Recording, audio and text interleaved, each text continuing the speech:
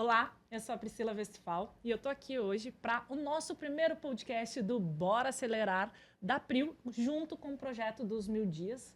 Então é uma honra, é uma satisfação de estar recebendo hoje o Gustavo Stebel, que é uma pessoa que eu admiro como profissional, como obstetra, como parceiro da PRIO Design para cuidar do projeto dos 1000 dias, que é um projeto muito especial. E o tema de hoje é sobre maternidade, inovação e empreendedorismo. E é uma honra começar esse novo capítulo de comunicação digital com a PRIO com quem me conhece desde antes aí da minha jornada de empreendedorismo ainda no CLT.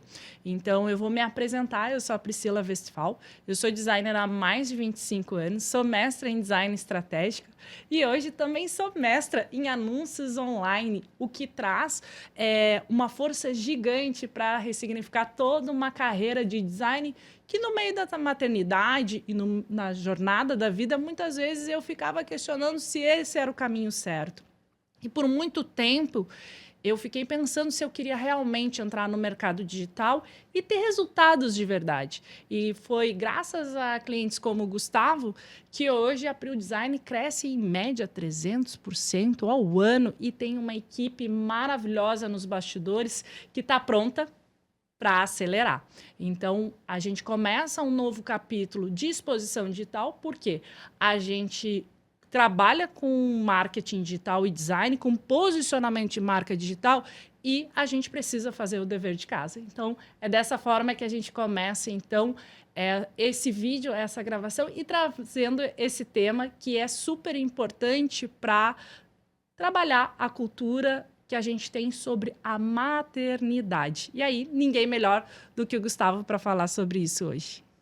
Bom, Pri, obrigado pelo convite. Se não fosse tu, eu não ia estar aqui, porque o mundo digital ele me assusta um pouco, né? Tu sabe, tu sempre me chamou essa atenção, que eu não tenho Instagram, não tenho nada, mas contigo eu fico mais confortável de falar aqui, porque realmente eu acho que a mensagem que a gente tem que passar dos 1000 dias da maternidade, para quem não sabe o que é os 1000 dias, são os 280 dias dentro da barriga, os primeiros 2 anos fora, que parece ser um momento crucial de desenvolvimento do ser humano.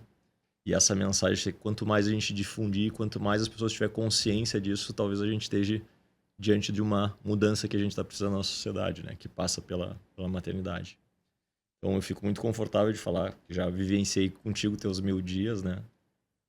E aquelas coincidências da vida, de eu começar a me arriscar nesse mundo digital contigo, e bem quando eu te peço para criar o logo dos 1000 dias, né? Que é esse projeto que a gente está fazendo lá na NASCE, em Porto Alegre. Agora, quem sabe, a gente vamos sair de Porto Alegre.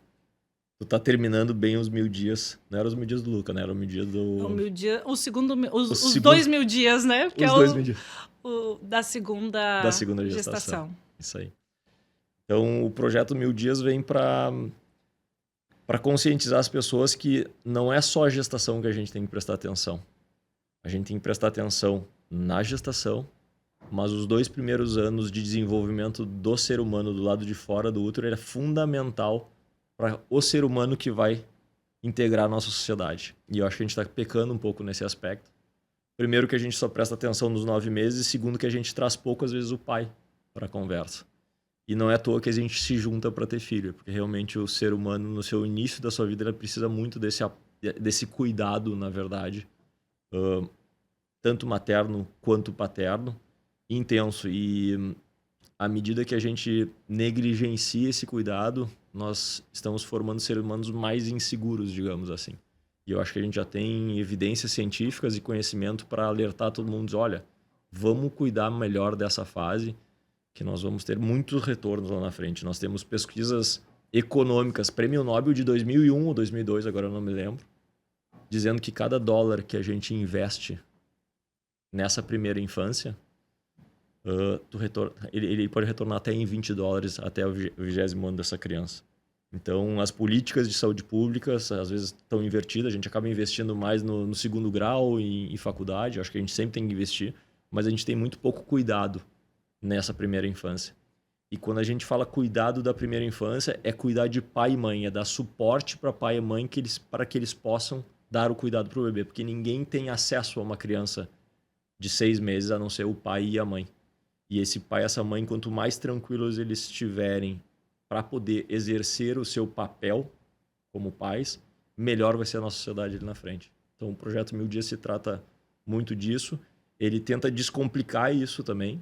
Às vezes a pessoa, tá, então me diz aí que eu vou anotar como é que eu vou fazer os 1000 dias.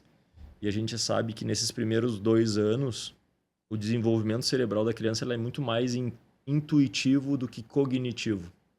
Ele faz toda a base emocional da vida dele, principalmente nos primeiro ano de vida. Já no terceiro trimestre, dentro da barriga, ele já começa a desenvolver essa parte. E essa parte intuitiva, ela é muito mais emocional, é muito mais de aconchego emocional do que técnicas que tu deve desenvolver ou ensinar o teu filho. Então, eu diria para pai e mãe abandonarem um pouquinho as técnicas ou as super técnicas e sentirem o filho, se ele está bem ou não está bem. É muito mais esse aconchego, esse apego seguro da criança que vai fazer com que ali adiante a gente tenha um bebê pronto para a gente realmente daí ensinar coisas mais cartesianas, cognitivas, digamos assim. E me fala, Gustavo, assim, quais são os pilares principais do projeto 1000 Dias e que a gente vai levar para a vida toda, porque é um estilo de vida, é uma mudança cultural e um resgate para o próprio ser humano. Eu queria que tu falasse mais sobre isso, porque, para mim, eu tive 2 gestações, né? A primeira foi em 2016 com o Luca, né? E a segunda foi com o Luan em 2021. E uma estava com 32 anos, a outra com 37. E eu me lembro que a primeira era aquela coisa, expectativa do primeiro filho, tudo novo. E aí chega uma criança nova, né, na minha casa, uma pessoa nova na minha casa, que eu não sei quem é, não sei como é que funciona. E também tive os primeiros ali. Eu me lembro que a nossa história começou porque justamente me indicaram para ver a questão que eu tive muitos sangramentos e aquilo me desgastou absurdamente. E aí, na segunda gestação, eu ficava com medo que a primeira história se repetisse. E aí era uma outra história, foram outros desafios. E cada maternidade foi um aprendizado. E na segunda, a gente começou esse trabalho dos 1000 dias e dessa mudança de qualidade de vida, que lá na primeira isso não estava tão forte assim, né? Tu trazia isso já no teu discurso, mas a gente não tinha esse movimento tão grande. Queria que tu falasse sobre isso, porque isso mudou a minha vida e a forma como eu enxergo hoje a maternidade e que impactou também nos negócios, porque hoje também impacta na equipe onde eu atuo aí nos bastidores. O projeto 1000 Dias, eu acho importante a gente separar algumas coisas que ele começa na Organização Mundial da Saúde lá em 2006. São 5 pilares basicamente direcionado para pessoas de baixa renda financeira ou até condições subhumanas na África, certo? Que ali mostrava que aquelas crianças, a partir que viviam sob desnutrição, ausência de cuidado, eles tinham 50% praticamente do seu potencial humano ceifado até o 2º, 3º ano de vida. Ou seja, mesmo que tu tirasse ele daquela condição e tu levasse ele para um ambiente extremamente rico, ele não teria mais aquela condição de desenvolver com plenitude a sua condição de ser humano. Por causa dessas carências dos primeiros 2, 3 anos. Os 1000 Dias do Nasce, que é o nosso projeto, ele é um pouquinho diferente. Ele tem como inspiração esse projeto, mas a gente tem um viés mais simples, e não é nem melhor nem pior, é só diferente. Foi uma ideia que a gente teve, baseado na visão da saúde como um todo, atualmente, é que nós estamos vivendo mais, mas nós estamos adoecendo muito. E a medicina está tratando isso com muito remédio. Então, atualmente, acima dos 70 anos, 70% das pessoas tomam pelo menos um remédio. Então, a gente está vendo remedinho para dormir, remedinho para acordar, remedinho para emagrecer, remedinho para engordar, remedinho para tudo. E quando vê essas doenças crônicas de obesidade, ansiedade, hipertensão, diabetes, que são doenças crônicas, porque ninguém fica diabético da dia para a noite, ninguém fica ansioso da dia para a noite, são doenças onde a base, a origem dessa doença estão nos hábitos diários de cada dia. Então, juntando essa ideia de a sociedade morrendo de doenças crônicas, é a gente incutir no cérebro dos bebês desde o útero, nos primeiros anos de vida, através dos pais, hábitos saudáveis. E daí a gente criou 4 pilares de alimentação, exercício, meditação e sono, onde a gente estimula que o pai e a mãe, todos os dias durante a gestação e os primeiros 2 anos de vida, eles tenham hábitos diários de alimentações saudáveis, de exercício, de meditação guiada ou um foco que a gente chama a meditação atenção plena, que eu gosto mais desse termo, porque meditação às vezes te remete muito a uma questão religiosa, querendo ou não. Mindfulness é às vezes uma questão é uma palavra em inglês que não nos refere muito, mas atenção plena eu acho que significa muito, que a gente precisa ter atenção naquilo que a gente está fazendo, e atualmente a gente tem tantas tarefas que a gente está fazendo várias tarefas sem atenção, e a gente pode não perceber, mas as crianças percebem.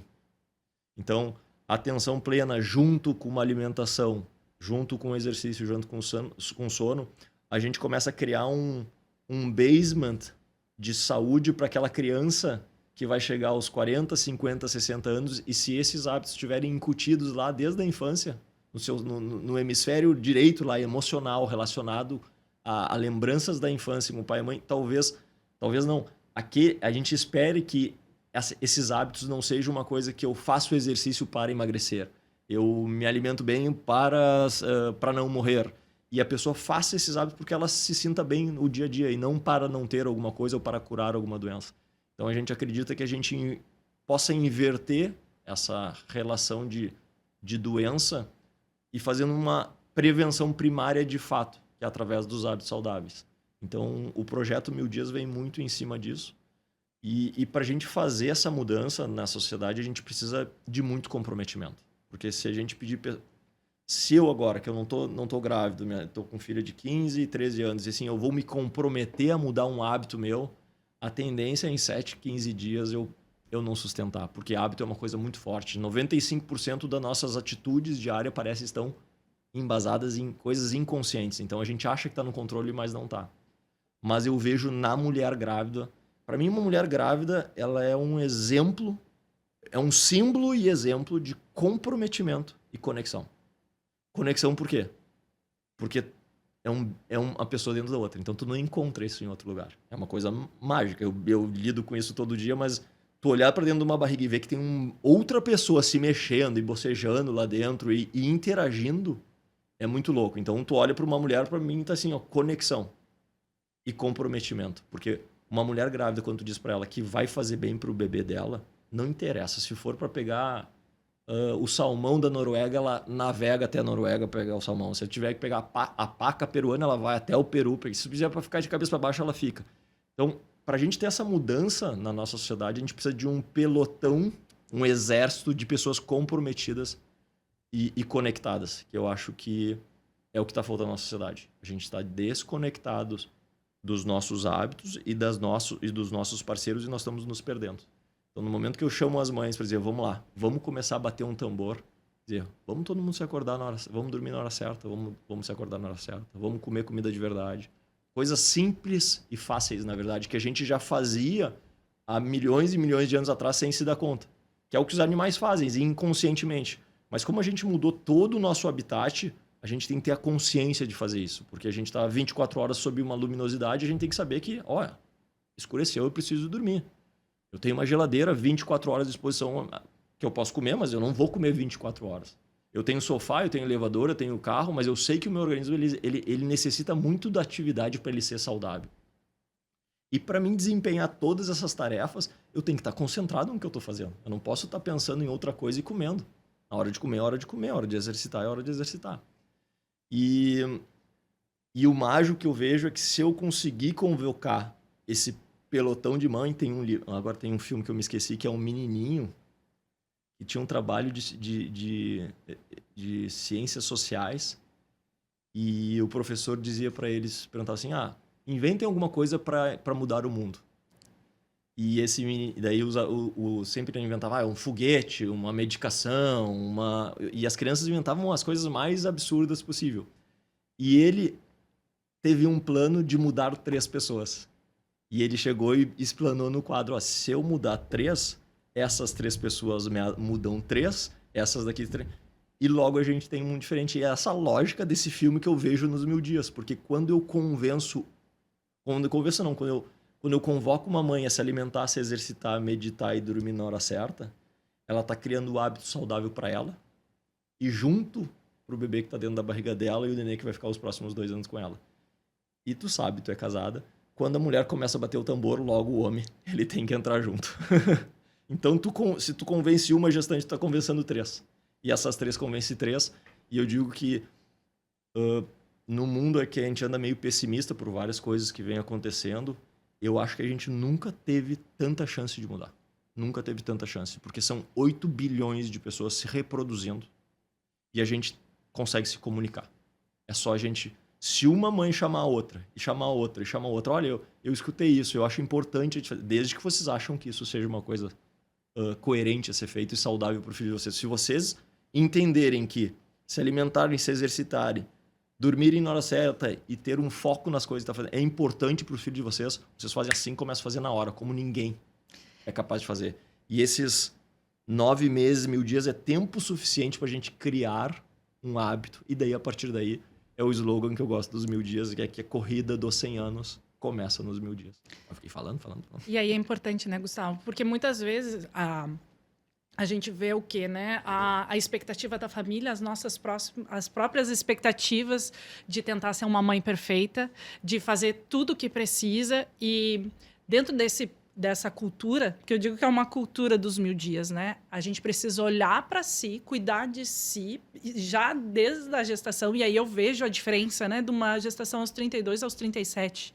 E eu vejo que eu fiquei... A primeira e a segunda. A primeira e a segunda. E meus hábitos foram muito melhores com a de 37. Hoje eu tô com 40 e eu me sinto melhor do que quando eu tava com os 32. Até, inclusive, empreendendo no digital, essa semana recebi assim, gente, uma pessoa com 40 anos, entre 38 e 45 anos, ela não é muito lenta para trabalhar no digital? Eu disse, gente, essa pessoa não conhece os meus bastidores, né? Ela precisa...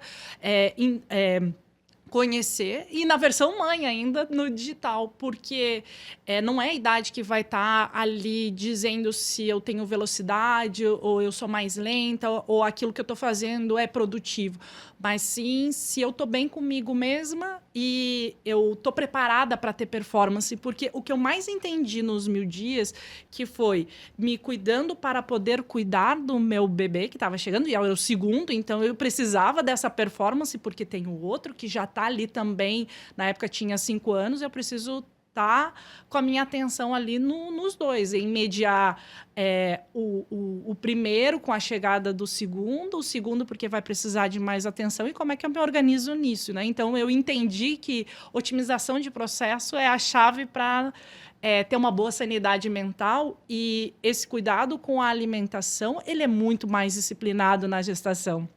Porque é aquela coisa, se eu preciso ter um peso adequado para que eu não tenha complicações, ou eu tenha uma construção de uma cultura de saúde para o meu bebê, eu vou fazer o que precisa ser feito. Eu não vou nem questionar, eu vou ter um foco, um objetivo. Claro que o meu desafio sempre foi depois, após o término da amamentação. Agora posso voltar para o meu eu anterior, e muitas vezes a gente acaba dando uma escorregada, mas aqueles hábitos, eles se enraizaram se a gente tem essa disciplina e essa constância. Claro que também tem o desafio do puerpério, né, que...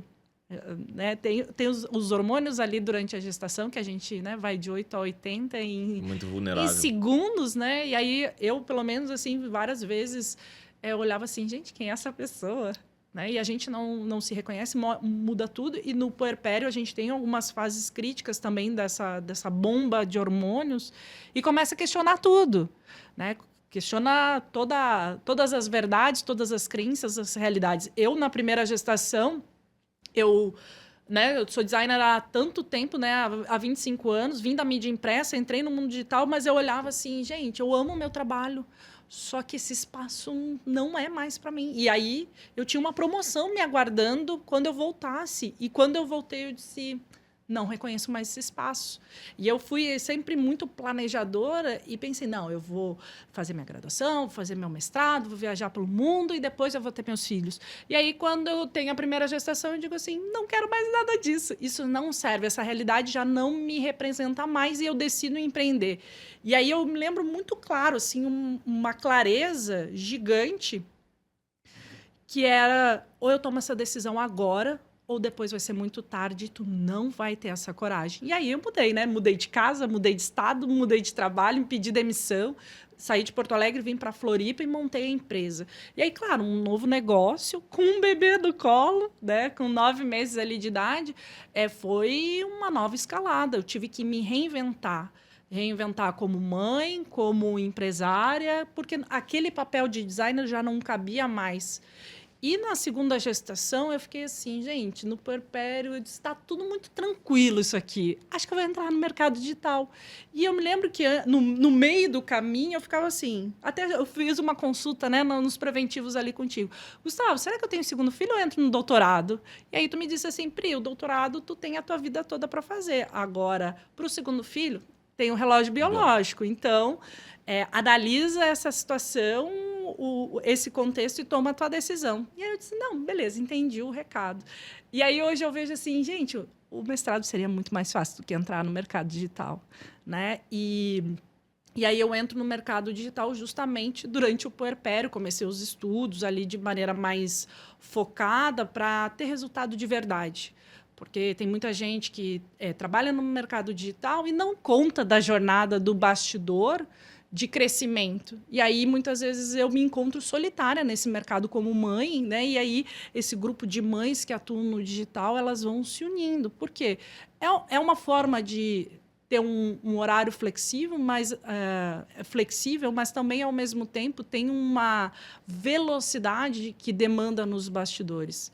E aí, nesses 2 momentos, eu me deparo a todo momento, e é isso que eu quero compartilhar contigo, Gustavo, das mudanças, do que tu escuta muitas vezes nos treinamentos do 1000 Dias, no consultório, das barreiras do mercado de trabalho com as mães, né? Com as gestantes, com quem está no puerpério, no retorno do trabalho, no crescimento nesses 2 anos ou depois disso, porque na primeira eu me demiti. Né? E aquilo foi assim um choque. Como assim? Tu recém teve filho, como é que tu vai te demitir para empreender? Né? Não era nem para ficar em casa. Né? Eu fiquei um período ali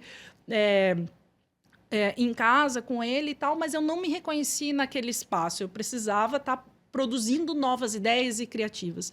E no segundo eu ficava assim, gente, eu preciso ir mais. Era como se eu tivesse uma grande explosão de ideias e eu precisasse acelerar essas ideias. Só que aí eu estava no momento como empresária. Então, nesses espaços, eu ouvi muitas coisas assim, não, tu tem que desacelerar, não, tu tem que fazer tal coisa, não, tu tem que focar só no bebê, e como se tivesse que esquecer de mim. E aí eu vejo também que esse desafio assim das pessoas, como é que eu lido com essa grávida? Como é que eu lido com essa mulher com um filho? Porque muitas vezes acaba assim, não, eu não vou contratar ou eu não vou dar espaço de crescimento porque eu não sei lidar com isso. Queria que tu falasse um pouco sobre bastante esse coisa contexto. que eu quero falar que eu estava falando. Eu te diria que tu tem que seguir a tua intuição. Não é uma resposta cognitiva, não é uma resposta às 3 horas com o meu filho, até tal idade. Tu tem que sentir o teu filho. E tem mães que vão sentir que devem ficar mais em casa e mais com o bebê. E tem outras mães que vão ficar mais fora de casa. O que eu quero dizer é que a mãe tem que sentir se ela está conectada ou não. E isso não é dito por tempo de relógio ou coisa. Então, se tu sente o teu bebê conectado e tranquilo, tu pode fazer o que tu quiser. Então, a resposta de como tu vai fazer, eu não sei te dizer. O que eu posso te dizer é que se tu te escutar, tu vai saber exatamente se tu tem que ficar mais em casa ou se tu pode sair tranquila.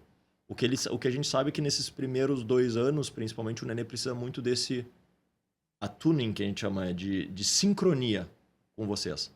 Se tu sente que o nenê tá bem, tá tranquilo. E normalmente é assim, o bebê tá bem, tu fica bem. O nenê tá mal, tu fica mal. Então vocês que tem que achar essa sintonia fina assim. E não vai ser outra pessoa que vai te dizer, tu vai sentir. E eu fico muito preocupado quando começam a bombardear vocês de muita informação. É isso, é assim, é assado, porque esse estudo disse isso, e vocês perdem um pouquinho a intuição. Não, mas o que o meu bebê está precisando? E é isso que a gente precisa despertar. A mulher tem isso muito presente, principalmente nessa fase. E não é à toa porque o bebê precisa disso. Então, essa seria a minha resposta.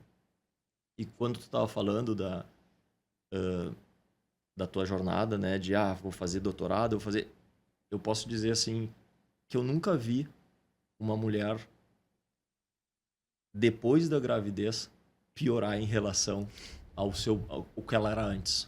E eu já vi CEO de grandes empresas desistindo, de todo mundo dizendo, meu Deus do céu, como é que ela tá largando, entendeu? E tu tava falando de performance, velocidade, eu tô mais lenta. Talvez sim, antes tu tinha mais tempo e mais velocidade, talvez. Mas tu era muito mais imprecisa. Tu errava muito mais, entendeu? Depois da maternidade, isso eu falo em 100%, porque eu vejo a Priscila nascendo. Eu digo que eu vejo um bebê nascendo, eu vejo uma mamãe bebê nascendo, eu vejo um pai bebê nascendo. E depois da criança, por mais que tu tenha menos tempo, mais tarefas, e talvez tu esteja mais lento, porque a gente vai ficando mais... Tá muito mais precisa, entendeu?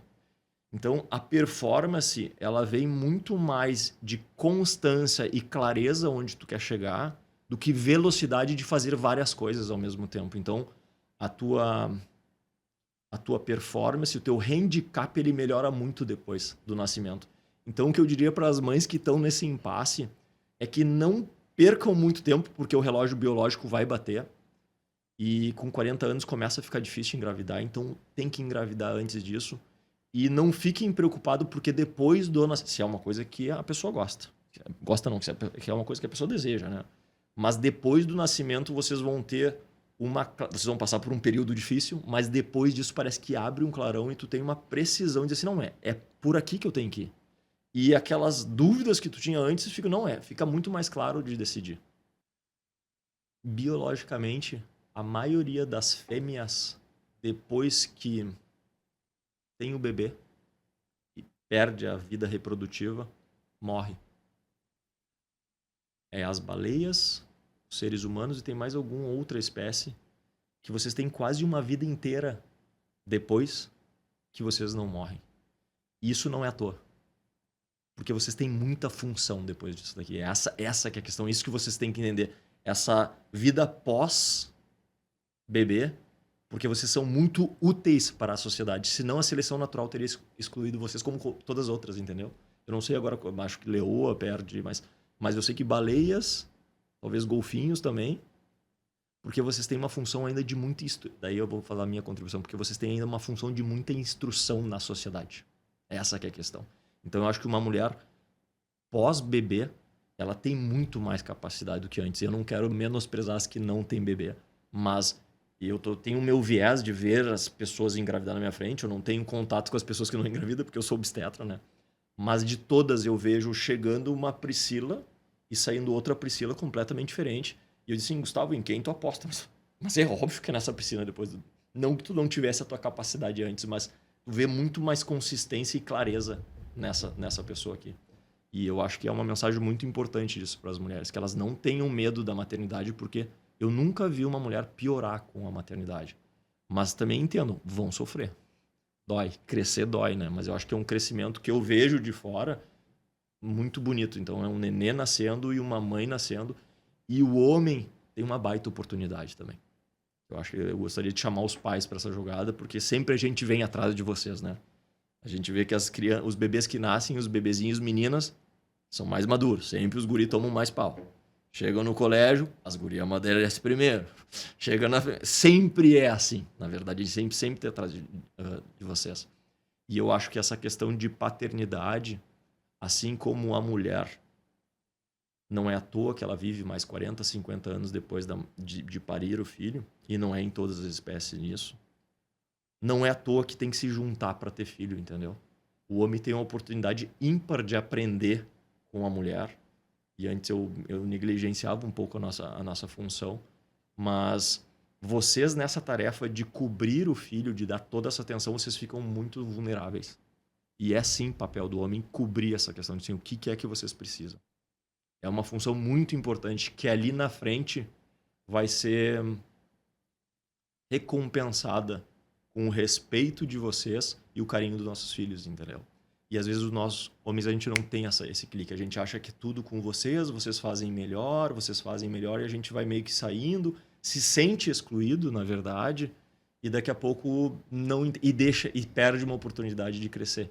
Então o homem tem que mergulhar muito nessa maternidade e paternidade. É uma ótima oportunidade. E por isso que eu gosto muito desse espectro 1000 dias que a gente amplia esses 9 meses e foco na mãe para um foco de 3 anos e coloca o pai junto.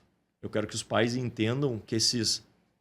Tem um estudo que mostra que um chimpanzé, quando ele nasce, é como se a gente nascesse com 18 meses. Então, as habilidades que um chimpanzé tem quando nasce, não sei se chimpanzé é orangotango, algum macaco, ele nasce muito mais pronto que nós.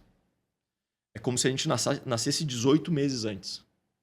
É como se a gente tivesse que ficar mais 18 meses dentro do útero. E o que eu quero dizer é que o útero que a gente vai estar gestando nesses 18 meses é o útero da nossa casa. E o pai tem chance de ser metade desse útero. Ele consegue shapear, ele consegue moldar o cérebro daquele nenê que um dia era só dentro da barriga da mãe. Muito mais moldado por vocês. Então, essa precocidade com que a gente nasce, que deveria ser uma desvantagem competitiva, porque a gente nasce muito imaturo, nos torna, na verdade, os dominadores do planeta. Porque quando tu nasce 18 meses antes e o teu cérebro ainda está moldável, tu te adapta muito mais ao ambiente. Se tu nascer no Alasca, tu te adapta. Se tu nascer no Saara, tu te adapta. Se tu nascer na floresta tropical, tu te adapta. Ao passo que o orangotango, se tu botar no Alasca, ele não vai sobreviver. Então, essa oportunidade do pai de se sentir parte da formação do cérebro do seu filho nesses 2/3 finais, digamos assim, da formação final, eu acho muito importante e a gente precisa alertar muito os pais. Os nossos filhos precisam muito de nós e nossas mulheres também precisam da gente. E se a gente não comparecer, vocês vão dar conta, porque vocês realmente são super mulheres. Mas sempre às custas de alguma coisa. Sempre alguma cicatriz fica, porque é sobrecarregado, entendeu? É exaustivo, né? É exaustivo, exatamente. E aí, Gustavo, o que tu pode auxiliar de alguma abordagem ou estratégia, por exemplo, para que as mulheres consigam dividir esse espaço, ou inserir, ou aproximar, ou mediar, não sei qual a palavra, mas para que o homem tenha espaço na maternidade, porque a gente está numa gangorra de emoções. Então, um dia, ou em um segundo, nossa, é um amor, uma felicidade. Daqui a pouco, vira uma leoa, né? Eu me lembro de algumas palavras, né? Quando alguém falava assim, principalmente antes do parto, dias antes do parto, assim, o meu filho. Eu dizia assim, gente, filho é meu, como assim? Meu filho, né? Outras pessoas assim falando, né? O meu neto, o meu isso. E eu disse assim, aquilo doía no meu ouvido. E no pós-parto, eu estava assim com o bebê no colo, pode pegar, né? E eu disse assim, gente, que loucura é essa? Então, como é que não só o companheiro possa sobreviver, né? Porque é uma questão de sobrevivência dessa gangorra de emoções. Sabe que a maioria, os bichinhos, os mamíferos ficam... A fêmea fica muito agressiva, a prolactina fica muito agressiva. Vocês realmente ficam agressivas, né? Eu te diria que a palavra é empatia, que é o que está faltando no mundo de hoje. É se colocar no lugar de vocês, então. Essa que é a questão. E o homem, às vezes, tem dificuldade de fazer isso, porque isso é uma coisa mais sensitiva. O homem, às vezes, não tem essa capacidade de se colocar no lugar, até porque nunca gestou. Então, no momento que tu te coloca, conseguir se colocar, não é sentir o que tu sentiu, mas tentar entender que não é nada fácil ficar 9 meses com um bebê gestando dentro de ti. E, de repente, sai uma pessoa de dentro de ti. E essa sincronia cerebral que o nenê sente, tu não te percebe direito. E tem uma mudança gigantesca dentro de ti. Se o homem não tiver a empatia e a gentileza de entender que tem coisas muito difíceis acontecendo e que ele tem que ser forte para aguentar sim uma patada de uma leoa. Tem que aguentar. Tem que ser sparring nessa hora. Não estou dizendo que vai ser pro resto da vida, mas nessa fase sensível que a tua mulher tá se despindo, tirando da própria carne. Porque na analogia eu acho que assim... meu pai contava uma piada do porco e da galinha, que os dois se comprometem... Não, que Os dois fazem parte do processo do hambúrguer. Só que o porco ou a vaca se compromete com o processo, porque ele morre para formar o bife, e a galinha só participa, porque ela põe o ovo e sai fora, entendeu? Então, nesse processo, o homem só participar do processo é pouco, ele tem que se comprometer. E se ele tomar patada, ele tem que segurar a onda, entendeu? Não por ele, não por ti, mas sim pelo bebê. E no final das contas vai ser pelos dois, porque à medida que tu suporta a patada, tu te molda também. Então eu te diria é que o homem tem que ser mais empático e entender que isso não é fácil. E vai tomar um xingão que não merecia, coisas que no mundo racional diz, pô, mas eu não fiz nada, tá? Racionalmente não fez nada, mas emotivamente existe uma ebulição que pode eventualmente surgir coisas... Então eu diria, é resiliência e empatia. Entenda que é complexo e aguenta. Que logo ali passa e daí quem aguentar isso com vocês sai muito mais soldado. Porque é a mulher que se sente suportada nesse momento, porque vocês mesmos chegam para mim com 15, 30 dias, Gustavo, eu sei que eu tô chato, eu sei que eu tô irreconhecível, eu não entendo, mas eu não consigo, entendeu? Eu não consigo, é uma coisa maior. Vocês fazem terapia, assim, na frente você não... Mas entre vocês, eu não sei o que eu faço, assim. Respira que nós estamos junto contigo. É essa que é a questão. O homem diz assim, pode enlouquecer, o que tu precisar, nós estamos... Esse colo que vocês dão pros filhos, independente do que o filho tá fazendo, tu vai dar o colo, tu precisa sentir do teu marido, do teu braço direito. Que ali adiante, quando baixar a poeira, tem as 60 dias de neblina, a solda começa, porque eu acho que a gente eu acho que o amor, eu não gosto de falar talvez o amor, mas a relação verdadeira, ela vem do sofrimento, ela não vem da alegria, entendeu? Quando a gente passa coisas difíceis junto, que é daí que a gente se solda. E tu vê que isso é na espécie humana. Tu vê no acidente dos Andes, quando a gente tem enchente do Rio Grande do Sul. Sempre quando a catástrofe acontece, nós nos unimos. É uma oportunidade pra gente se unir. Então, aquele vizinho que tu não detestava, no momento que entrou água na casa dos dois, estão os dois de barco ajudando um o outro, entendeu? Então, essa é a hora que vai nascer o bebê, vai ter crise, porque uma coisa é um casal, outra coisa é um pai e uma mãe. Se o marido for resiliente e der esse colo, entre aspas, que muitas vezes vocês até nem querem, às vezes nem querem, mas a gente diz, tá bem, se tu não quer, mas eu tô aqui. É só estar do lado, vai fazer toda a diferença pro desenvolvimento do homem, pro desenvolvimento da criança e pra tranquilidade da mãe. Eu acho que é isso, eu não sei se fui claro. O quinto pilar, ou seja, terapia, né? Porque isso vai ajudar na preparação. Autoconhecimento. Autoconhecimento. Autoconhecimento vai ajudar ali na preparação e no pós-parto, né? Eu me lembro de ter intensificado, principalmente na segunda gestação, ali a questão da terapia, porque eu disse assim, nossa, essa aqui não sou eu, tá esquisito, peraí, tenho que cuidar na minha mente porque tá diferente. E aí passou, né? Depois eu voltei ali pro processo normal, mas foi bem, bem importante porque eram sentimentos esquisitos, né? E eu tinha muitos sonhos muito malucos, assim, né? E aí, opa, peraí, tem coisas estranhas acontecendo. E aí hoje eu vejo, por exemplo, né? Tanto clientes quanto amigas, né? Eu atendo muito mulheres, né? 90% são mulheres hoje. E que muitas delas são mães ou estão se tornando mães. Teve até uma que foi um desafio que eu ficava pensando assim, será que eu entro nesse projeto ou não? Que era trabalhar um lançamento de um produto digital aos 7 meses de gestação, né? Eu disse, altamente arriscado. Que esse projeto, ele pode dar certo, mas como mãe, né, eu pensei assim, caramba, eu preciso fazer um planejamento que não leve ela à exaustão, porque ela precisa de um tempo ali antes do parto para dar uma desconectada e não ficar num alto nível de ansiedade para a chegada desse bebê, senão eu vou estar estressando, contribuindo para estressar esse bebê. Deixa eu intervir aí nessa... 7 meses, por exemplo. Daqui a pouco vai ter um guideline dizendo, olha, o cérebro do bebê não está desenvolvido, tem que estar até 2 anos só com o bebê, Aí que eu acho que tem que vir a intuição, entendeu? Só aquela mãe daquele bebê pode dizer assim, eu quero e acho que é a hora de eu fazer isso. Mas ela tem que escutar ela. Ela não pode nem ser pressionada de fora para dizer, não, tu precisa porque agora que tu vai ganhar muito dinheiro, não sei o quê, ou tu não pode porque o teu neném está em desenvolvimento. Mas se vocês respirarem e buscarem o lado intuitivo de você assim, é a hora ou não é, pode ser com 1 mês, pode ser com 7 meses, pode ser com 2 anos, vocês vão saber. É só isso que a gente tem que invocar, essa parte mais intuitiva do que racional.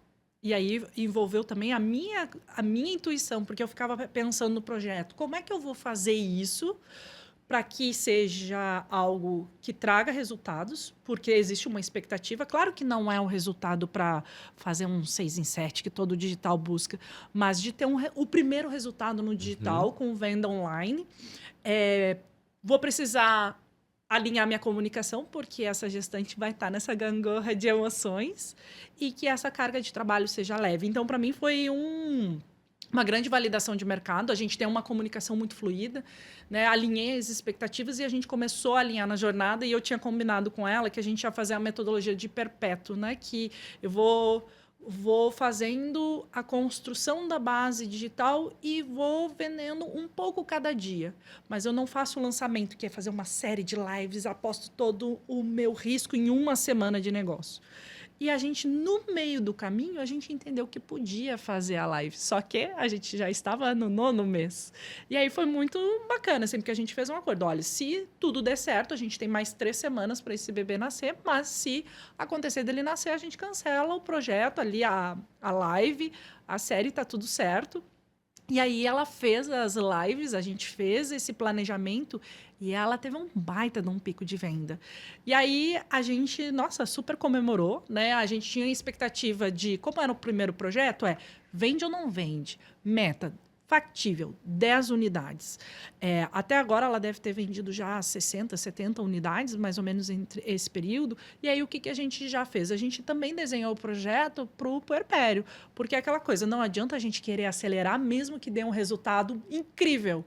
A gente vai trabalhar com a gestão desse projeto para lá em março, abril do ano que vem, quando o bebê já estiver ali maior, com 6, 7 meses, voltar para acelerar se for um contexto favorável para isso. E aí a gente trabalhou o orçamento, a gente reduziu o orçamento e aí a gente teve um grande aprendizado, que ela continuou vendendo, não na mesma velocidade, ela ganhou o bebê e aí ela disse assim, Pri, esse é o meu projeto, eu desacelerei, eu só estou focando nisso e ele é o meu contato com o meu eu anterior. Então, a gente organizou para que 1 hora por dia ela focasse ali para manter as atividades. Recentemente, até ela me escreveu assim, Pri, não estou conseguindo ir na velocidade. Eu disse, calma, tu tá no caos da maternidade, mas vai passar essa tempestade, tá tudo certo, vai de acordo com o teu ritmo. Por quê? Mesmo que tu não está... Ela é muito vendedora, ela é muito ágil. Eu disse assim, mesmo que tu não esteja no teu ritmo, tu tá no ritmo acima de mercado. Porque, pasme, o grande problema de vender no digital é que tu não tem um bom atendimento. E quando eu digo não ter um bom atendimento, é porque muitas vezes o cliente não responde o seu cliente. E ela responde, só que numa outra velocidade. E ela trabalha com mulheres e muitas delas são mães. E ela está comunicando que ela está nesse processo da maternidade. Então, é até uma forma de chegar a pessoas qualificadas para o perfil dela. Porque se ela está comunicando, tô aqui nos bastidores da maternidade, e aí teve várias situações caóticas para a realidade dela, de mãe de primeira viagem, e aí a gente está tendo uma troca incrível, uma sinergia incrível. E agora, no retorno dela, a gente vai mediando essa temporada, a Black Friday a gente cancelou, e está tudo bem. E é um projeto que vai ter muito sucesso, porque ela é focada e disciplinada antes. E aí eu disse, Mari, estuda sobre os 1000 dias e ali na frente tu vai estar voando. E vai anotando os insights. Eu disse, o teu tema de casa, anota os insights, porque nesse momento agora ele é valioso. Até eu brinco com as clientes, o poder da gestação, de trazer essa clareza, essa força e essa transformação, eu teria 1 por ano, mas não é viável, né? Então, eu valorizo muito isso e eu vejo que o mercado de trabalho desconhece. As mulheres desconhecem essa potencial. É uma explosão de energia, né, Gustavo? Então, o que tu pode dizer para o mercado de trabalho, se ele fosse uma pessoa, né, para alguém que quer empreender no futuro ou quem está no CLT, de não aceitar, muitas vezes, uma cultura que diz assim, não, tu precisa ser desse jeito, tu precisa focar 100% só na criança. É claro que toda mãe vai estar ali focando no bem-estar da criança, mas graças isso a Deus. Não é... Pro bem do CLT, pro bem da sociedade, porque esse bebê no futuro vai ser... a sociedade. Vai ser a sociedade, mas ao mesmo tempo, como é que ela pode equilibrar sem esquecer dela mesma? Porque muitas vezes ela esquece dela mesma por estar tão focada no projeto, na vida do bebê. O meu sonho é a sociedade. Primeiro é convencer vocês grávidas, de que fazer um bebê não é nada trivial. É uma obra de arte. Não existe nenhuma pessoa no planeta que a gente vai à Florença ver o Davi de Michelangelo, a gente vai à França ver a Mona Lisa, mas a gente banaliza o que é esculpir um ser humano, entendeu? Então eu canso de falar com vocês na consulta, e dizer, o que tu fez? Não fiz nada, não fiz... tu não fez nada, tu só fez um cérebro, um rim, um pulmão, só isso que tu fez. Então primeiro eu sei que vocês não fazem...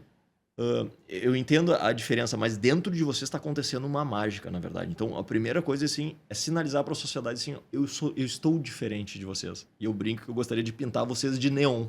Para as pessoas dizerem, olha, aquela ali está grávida, não mexe com ela. Então, vamos seguindo nessa linha de arte, eu fico imaginando vocês como um artista fazendo uma obra de arte. Seja Michelangelo, seja Da Vinci, fazendo uma obra de arte.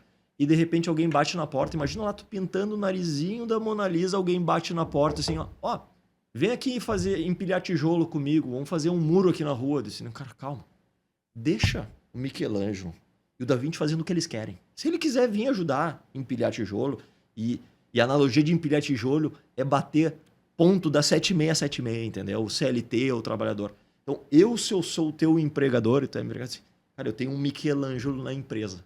Deixa ela contribuir como ela quiser, entendeu? E a gente vê a grávida muito mais como uma usina de oportunidades do que uma pessoa a menos para montar o muro, entendeu? É essa criatividade, essa maturidade que acontece em vocês que deixa aberto para vocês trazerem para dentro da empresa. Porque eu acho que daí, indo para os empregadores não entendem o potencial que eles têm quando uma mulher engravida dentro da empresa dele. Ele acha que é só um empregado a menos para empilhar tijolo, entendeu? E ele perceber que ali ele tem uma baita oportunidade. Mas tem que vir muito um pouco de vocês, porque vocês como mulheres, não, mas eu tô grávida e eu consigo, eu continuo fazendo. E vocês conseguem mesmo. Só que vocês não precisam, vocês não deveriam fazer isso. Vocês estão cumprindo um papel muito mais importante para a sociedade, que é formando a próxima geração que vai nos suceder, entendeu? E a gente precisa fazer isso da forma mais gentil, mais carinhosa que a gente possa, com mais atenção. E se tu, uma vez feito isso, imagina o Michelangelo ou o Davi pintando ali, fazendo a sua escultura e disse, cansei um pouquinho da escultura. O que vocês estão precisando? Querem? E tu vai lá e faz o que tu quiser, mas tu tem que ter essa liberdade para transitar, entendeu? E não a obrigação. Isso que eu gostaria. E não é por 9 meses. Eu preciso vocês 2, 3 anos focado nisso. E por isso que eu quero montar um esquema, e o Mil Dias passa por isso, é o meu sonho, de a gente conseguir um cashback da sociedade. À medida que tu mostra que tu tá construindo um bebê mais saudável, as coisas começam a ficar mais baratas para ti, entendeu? Olha, então se a Pri tá com um bebê e tá se alimentando, se exercitando, meditando, Pri, olha, o teu pão em vez de R$5 é R$2,50. A teu seguro de saúde que é 50%. Então, toda a sociedade dá um jeito de a gente diminuir o teu custo. Porque nesses primeiros 2, 3 anos, tu tá focado na nossa obra-prima principal, que é o ser humano, entendeu? Então, eu como sociedade, eu divido todo o teu custo em vez de cair no custo só de um, que talvez seja do empregador. Mas isso é um sonho, é utópico, mas eu gosto de buscar sonhos, utopias, porque eu realmente acredito que se a gente mudar 3, a gente muda o mundo. Essa é a questão. E isso traz uma conexão com um outro assunto, que é as empresas preparadas para um processo de inovação. Porque quando eu enxergo esse espaço, quando eu crio esse espaço para novas ideias, eu posso trazer essa grávida para reconstruir os processos, para eu reconstruir algumas crenças, algumas verdades também dentro do próprio negócio. Corrigir a rota. É basicamente isso. Corrigir a rota, criar novos modelos de negócio, novas fontes de receita da própria empresa, porque foi isso que eu identifiquei, por exemplo, na minha segunda gestação, né? Eu vi assim, gente, eu estou entrando nesse mercado digital, mas eu não quero deixar a minha identidade anterior como designer.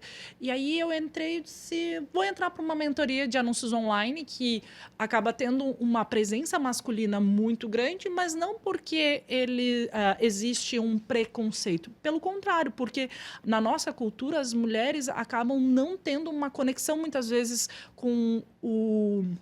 A gente faz isso nos bastidores, mas a gente muitas vezes não se apropria como poderia em relação ao dinheiro, em relação ao crescimento financeiro. Muitas vezes a gente deixa para que o homem tome essas decisões.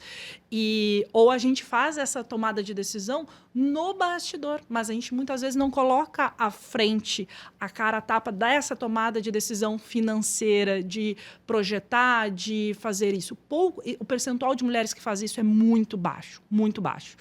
E até também pela diferença salarial também de valorização do próprio trabalho da mulher. A gente tem isso de forma absurda. Isso, para mim, não é mais uma realidade, mas eu precisei me reconstruir. A maternidade me ajudou nisso também. Então, os anúncios online é uma forma de investimento, só que ao invés de ser a tua conta de investimentos no banco, ela é a tua conta de investimentos na internet, do teu negócio. Então, é importante ter clareza na construção das estratégias de como esse dinheiro vai ser investido para trazer visibilidade para o negócio, para trazer o público comprador, para, consequentemente, gerar vendas e o comercial fazer um bom fechamento de vendas. Então, marketing digital, ele, dependendo do modelo de negócio, não vai ser ele que vai fechar o negócio em si. Ele vai precisar de pessoas no bastidor, mas ele vai atrair o público certo, ele vai gerar uma grande visibilidade e eu preciso mostrar isso para o cliente. Porque se eu deixo de um modo geral, o cliente só vai querer fazer anúncio de venda e promoção. Então, eu preciso desconstruir isso. Eu preciso que ele pense no branding, eu preciso que ele pense no público, eu preciso que ele identifique os diferenciais dele, porque é isso que a gente vai dar visibilidade em relação à concorrência. A gente precisa saber quem são os concorrentes e os movimentos que eles estão fazendo.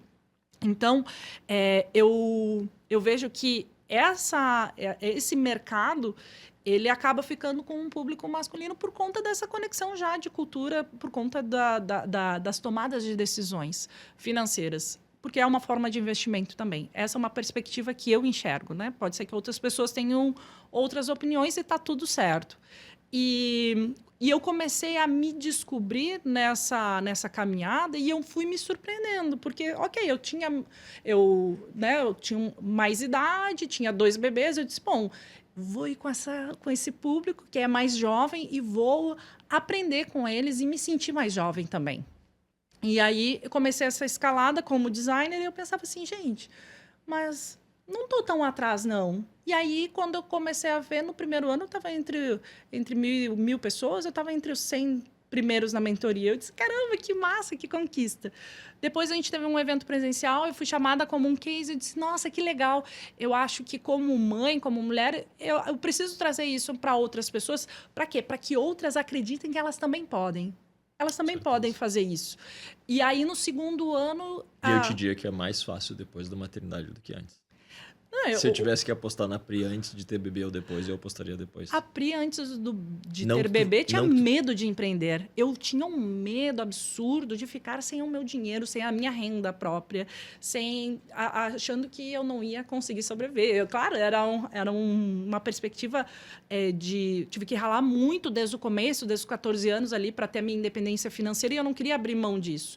E aí, justamente na maternidade, que eu coloco isso tudo em xeque, na primeira gestação, do tipo, não, eu vou fazer isso acontecer e dar certo. Claro que o dar certo levou anos, levou 7, 8, quase 8 anos. E nos últimos 2 anos eu tenho colhido de maneira acelerada esses resultados. Foi uma construção de uma jornada de 25 anos profissionalmente. Mas teve uns momentos de aceleração e de desaceleração. E o autoconhecimento foi chave para isso.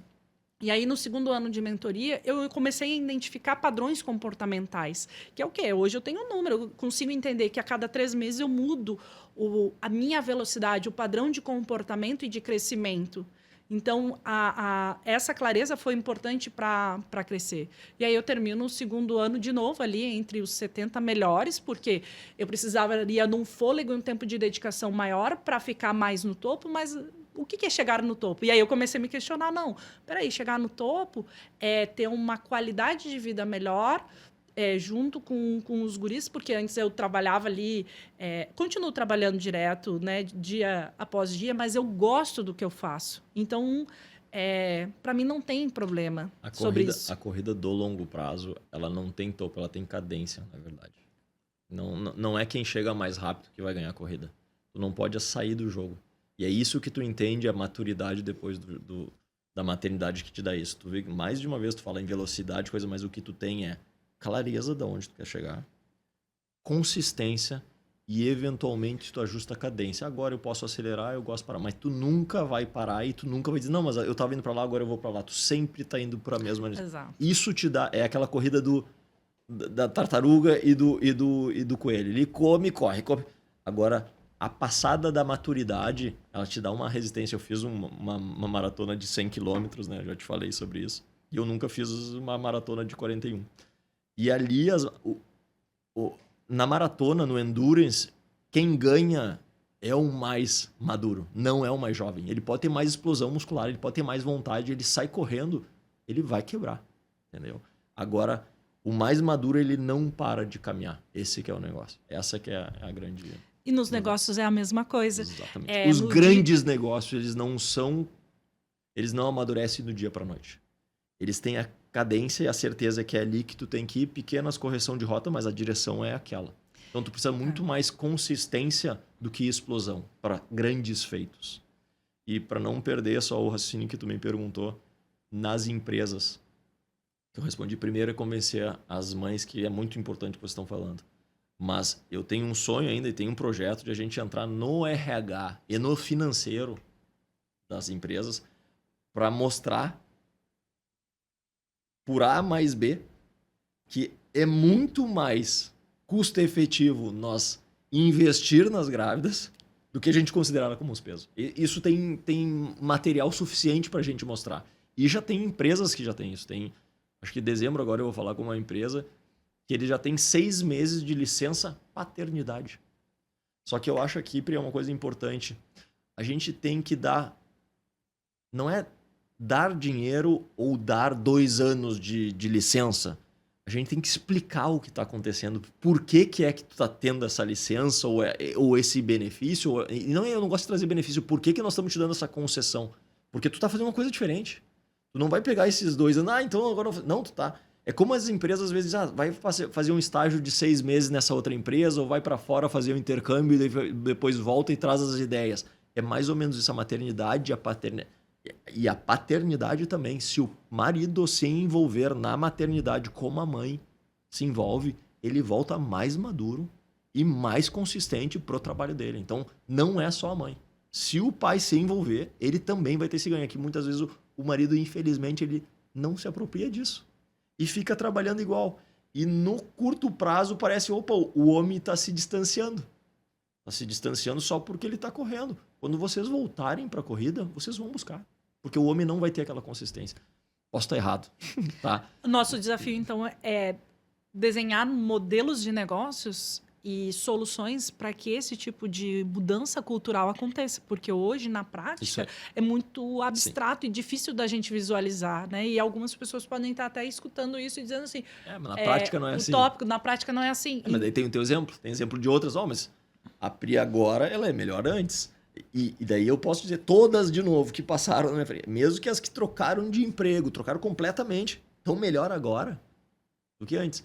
E estar melhor agora, não entendo... Estar mais rica, tem que ter cuidado com isso. É estar mais feliz. Porque às vezes, até pode perder dinheiro, mas tu vai ganhar felicidade. E às vezes, essa distinção é importante, na verdade. Mas aquela CEO que largou, ela tá ganhando menos, mas ela tá muito mais focado e fazendo uma coisa que provavelmente ali na frente vai dar mais dinheiro do que aquele salário que ela tinha, porque ela tá muito focada naquilo ali, ela tá fazendo com muita vontade, entendeu? E aí também tem a questão do propósito, né? Quando tu Por exemplo, eu vejo hoje, o que a gente está fazendo aqui é uma questão de propósito. Lá, quando eu, né, montei a empresa, isso não era claro. Mas hoje está claro. E aí, quando eu começo a ver, por exemplo, alguns colegas no mercado digital, os melhores no mercado digital, perguntando assim, Pri, como é que eu lido com a gráfica daqui?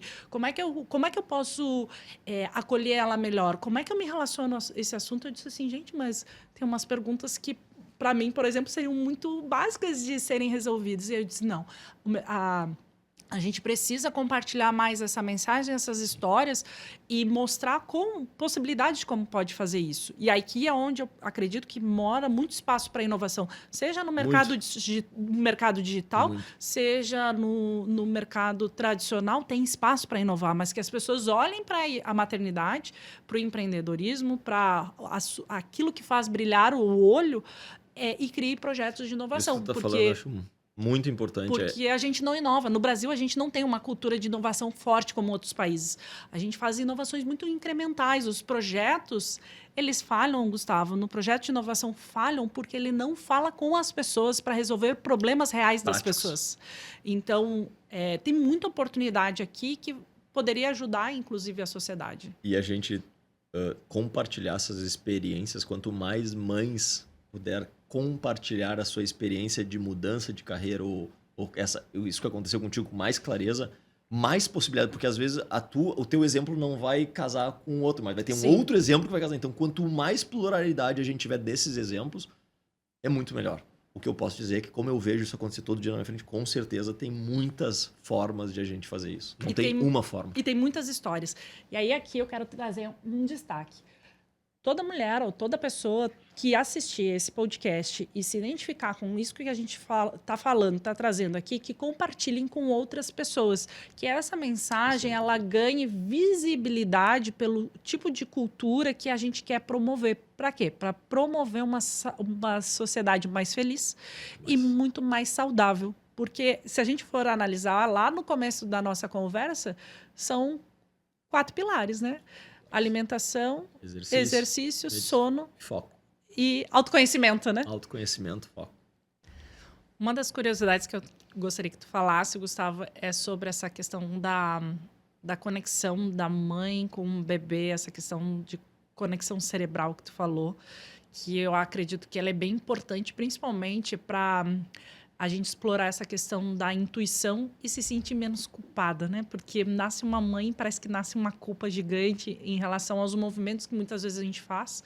E isso pode ser uma forma de autoconhecimento e entendimento também disso tudo que está acontecendo nesse turbilhão de emoções. Bom, eu vou falar como médico aqui, mas eu não sou psiquiatra, não sou neurologista, mas eu sou bem curioso. Então eu gosto de estudar bastante essas questões de padrões cerebrais, comportamento, relacionais, estrutura do cérebro, dopamina, hormônios. Então, essa neurobiologia associada a comportamentos. E aqui eu cito 2 autores que eu acho muito interessante. Um é brasileiro, que é o Nicoleles. Ele é um neurologista que até ele é radicado nos Estados Unidos. Que fala muito de sincronias cerebrais entre os seres humanos. E o outro é um psicólogo com formação psicanalítica e também neuropesquisador, que é Alan Shore, que faz uns 2 meses que eu li o primeiro livro dele, que ele fala muito dessa questão de sincronia cerebral. Nesse momento eu e tu estamos conversando e além da minha vocalização, nós estamos tendo uma sincronia cerebral para nos entender. É o que a gente chama a mensagem não verbal. Então é como se, para te me entender perfeitamente, é como se o teu cérebro tivesse um rádio aí, eu tivesse um rádio, que a gente entrasse na mesma sincronia. Isso agora eu estou entendendo. E esse tipo de sincronia parece que acontece com um bebê já no 3º trimestre e nos primeiros 2 anos de vida. Parece que a mãe faz a regulação emocional desse bebê. Uma das primeiras coisas que a mãe faz intuitivamente é a regulação emocional desse bebê nos primeiros 2 anos, que vamos tentar ser didático assim, e às vezes a gente sendo didático a gente deixa de ser preciso, mas quando o bebê nasce ele tem a sensação que ele vai morrer, porque ele não entende nada, ele não sabe comer, ele não sabe nada, e vem alguém com um cérebro na mesma sintonia dele, O nenê tá desesperado ali. Vocês no puerpério ficam um pouquinho desesperados, vocês não entendem, mas provavelmente porque vocês estão entrando na sincronia do bebê, então o bebê chora, vocês sentem angústia, vai lá, pega o nenê e tu acalma ele através do tato, através da vocalização, que são os sentidos ainda que ele pode sentir, e através desse aconchego. E tu vai criando através de uma sincronia de hemisfério cerebral direito materno, que é o intuitivo, com o hemisfério cerebral direito do bebê. Então, nesses primeiros 2 anos, parece que o hemisfério que mais cresce é o hemisfério direito, que está mais relacionado às questões emocionais e intuitivas, e não cognitivas, cartesianas e cognitivas. Por isso que eu acho que o processo de criação do filho, principalmente na primeira infância, ele é muito mais intuitivo, materno, e o homem também pode ter isso. O pai também tem essa intuição, mas as mulheres parecem ter mais, e vocês largam na frente porque o nenê larga. Desde o 3º trimestre vocês parecem já ter essa interação. E essas pesquisas, ainda tem muita coisa, e quando a gente começa a falar de fronteira de pesquisa, a gente pode estar falando muita coisa errada. Daqui a pouco, 5, 10 anos atrás, na frente, vai dizer o que nós estamos falando é bobagem, mas já tem algumas neuroimagens mostrando áreas dos cérebros sendo ativadas ao mesmo tempo quando existe essa sincronização entre mãe e bebê. Então, isso eu acho que é muito importante, porque uma mãe só consegue entrar em sincronia com esse bebê se ela estiver disponível para esse bebê. Se ela estiver atarefada pensando em outras coisas, essa sincronia fica muito mais difícil. E o bebê precisa muito disso. É através... esse Alan Shore ele vai além ainda. Ele diz que os distúrbios ou os problemas emocionais de ansiedade, dificuldade de apego, ou até narcisismo, distúrbios de personalidade, eles têm como raiz esse tipo de conexão, bem feita ou mal feita. Então, é uma coisa que eu acho muito bonita mesmo. E na prática, eu posso dizer que eu sou aquele que tira o nenê de dentro de vocês, né? Não gosto de dizer essa palavra. Mas que recebe. Exatamente, eu não tiro. Fica ali preparado mas no gol. Recebo, tá vindo. Exatamente, eu recebo de vocês. E realmente, ele tá tenso, mas à medida que eu coloco em contato com vocês, isso vira chave. É na hora. E a gente, quando a gente afasta um pouquinho, parece que ele diz, não. E tu conecta, ele volta de novo. E uma coisa, eu me formei em 2002, que há 20 anos atrás a gente não fazia. O neném nascia, a gente levava para ver se ele estava respirando bem. Ele é muito mais importante, se ele estiver bem, é óbvio. E é importante dizer assim, que é praticamente às vezes 10% dos bebês nascem e precisam de alguma ajuda para começar a respirar, porque é uma mudança grande. Mas o neném estando bem, o que ele precisa é o aconchego imediato da mãe, porque ele sente o desespero, logo ele já sente esse aconchego e essa sincronia cerebral, entendeu? Aí a importância, né, de ter uma equipe preparada igual um pit stop, né, de uma Fórmula 1, assim, tipo, exatamente. Olha bem rápido para se conectar com essa mãe, né? Se tem algum risco de vida, vamos pensar na vida, mas se não tem, deixa ele se conectar, entendeu? Porque o que ele mais precisa para a vida dele é essa conexão. Se tem alguma coisa mais grave, se atua, mas essa sincronia cerebral eu acho muito importante, muito bonita e eu acredito nela. E já tem ciência por trás. Dos últimos 5 anos tem bastante coisa saindo aí. Mas, de novo, é ponta de conhecimento e daqui a pouco... Tem mais caminhos para serem desenvolvidos. Mas tem tudo a ver. Eu te diria que tem tudo a ver. Tu sabe que Isso remonta àquele 6º sentido daquela avó que dizia assim, não, mas eu sei que... E agora veio uma imagem, agora veio uma coisa na minha cabeça que eu me lembro, faz uns 3 meses... O marido estava junto com a esposa, ela estava lavando louça e ele estava secando a louça e estava a babá eletrônica atrás deles. E ela estava lavando louça de costas para a câmera e ela falou assim, vai lá ver que ele acordou. E ele estava secando a louça e olhou e disse assim, não acordou ele. E quando ele ia dizer para ela, não, mas ele está dormindo, o bebê acordou. Então, essas coisas, quem é mãe sabe... E por muito tempo a ciência diz, não, isso é coisa da tua cabeça, isso é coisa da cabeça. Eu acho que não é coisa da nossa cabeça. Não, às vezes a gente escuta eles chorando e eles estão dormindo, né? Mas... Já que tu falou isso, e tem uma outra... Esse estudo também, ó, é muito legal esse estudo. Eu não li o estudo, eu só escutei falar desse estudo que foi feito na Inglaterra, onde um pai e uma mãe estão dormindo e o bebê chora. Quem acorda? A mãe. Esse choro é quando tá dormindo ou vai tomar banho, né? Eu digo assim, gente, deve ter algum botãozinho que liga que a gente fica assim, tá lá, não, agora é o momento de tomar um banho tranquila. E aí fica assim, não tá acontecendo nada, mas a gente fica assim, não, eu acho que ele tá chorando. Aí às vezes sai molhada no banho pra ver se tava dormindo ou acordado. Tava dormindo. Aí vira o caos imaginário, né? É muito engraçado isso. Falando dessa sincronia, então, o nenê chora, a mãe percebe antes. Quem é mãe sabe disso. Mas eles simularam como se estivesse tendo algum assalto, alguma coisa de fora da casa. E quem é que acorda? Mais o pai. E isso aconteceu comigo. Com 6 meses da Martina, da minha filha mais velha, entraram dentro da minha casa.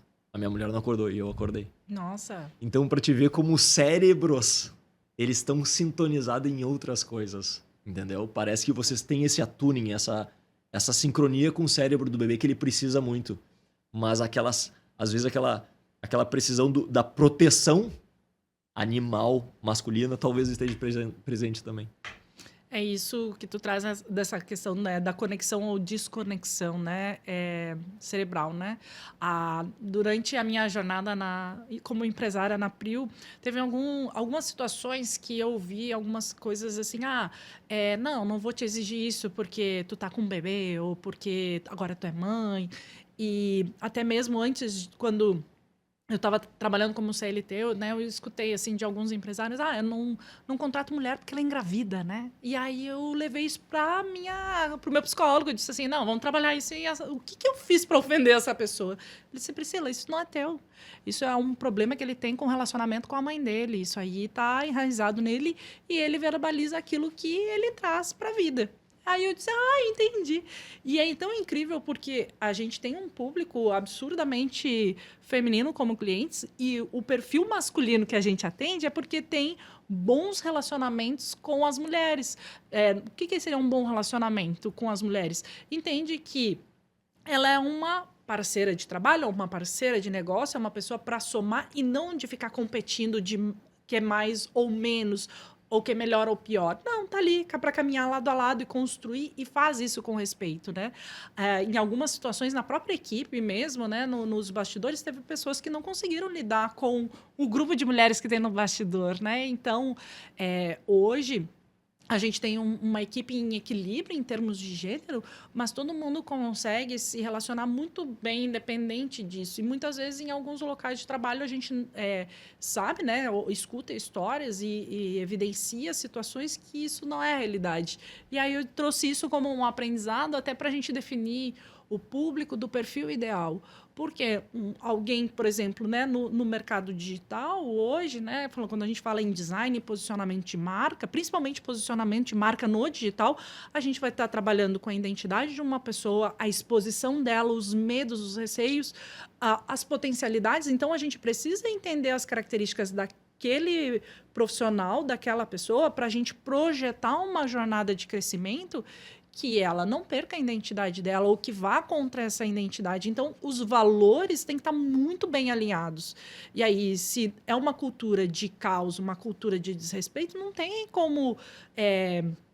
Tem como dar certo? Tem como dar certo. Tem como ter crescimento financeiro? Tem. Mas vai ser aquela cultura de caos, aquela cultura de desrespeito conflito, que tu vai estar propagando e tu vai estar conectando com pessoas que também estão alinhadas com essa cultura. Para atingir grandes feitos, tu não consegue. E eu acho que para atingir coisas realmente grandiosas, como, por exemplo, a gente, de fato, tornar a sociedade mais empática, mais comprometida, homem e mulher têm que trabalhar junto. Se um ficar bicando o outro, é uma pena, porque eles, o que um consegue... Eu vejo quase que um homem e uma mulher...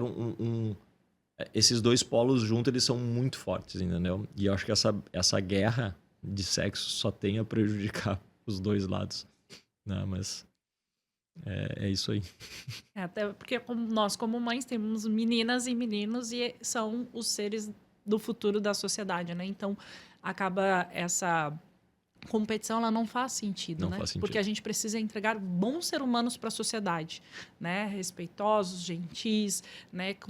Trabalhando um ambiente harmonioso, né? Então, se a gente conseguir isso com o nosso vídeo de hoje, né, Gustavo, a mensagem se propaga, né? E eu acho que a paternidade, a maternidade é um ótimo exemplo para isso. Uma ótima oportunidade para isso. A gente mostrar para os nossos filhos que mesmo com as nossas divergências de pai e mãe, a gente consegue, com gentileza e respeito, a gente chegar num denominador comum. É isso que nossos filhos precisam ver. É isso. Que um pensa A e o outro pensa B, e vai acontecer isso. Só que a gente tem respeito pelo aquele que pensa B e respeito pelo aquele que pensa A. E às vezes a gente vai ser A, e às vezes a gente vai dizer que é B, e às vezes a gente vai dizer que é C. E vai construir C, né? Vai construir C junto, exatamente. Ou, como a gente fala no design, a gente construiu a opção A, a opção B, o D, o E, quantas fores, porque não existe só uma solução para um problema, existem várias perspectivas de soluções, né? E aí é onde muitas vezes vem a inovação. Não é o problema A, não tem a solução B, não é só um caminho, são vários caminhos, né? E ter essa perspectiva para a resolução de problemas, não só de projeto, mas para a vida, ajuda a gente a caminhar e avançar com mais gentileza também. E nós estamos ensinando para os nossos filhos que todo dia na vida dele ele vai ter que decidir entre A e B. E é muito melhor que ele esteja em dupla para poder decidir isso, até para ajudar a construir um outro caminho que não é o que ele pensou. É mais ou menos isso. Perfeito. E assim encerramos o nosso vídeo de hoje. Então, só contigo para vir aqui pro digital. Então, quero te agradecer, Gustavo, por esse momento. Espero aí que a gente tem outros momentos. A gente tenha uma sequência desse vídeo e que a gente tenha uma repercussão muito positiva também. E eu acredito que a gente possa ajudar. E aí a gente vai saber se a gente está ajudando com os comentários nos vídeos ou nos canais onde a gente estiver divulgando. Obrigada, Gustavo. Foi um prazer.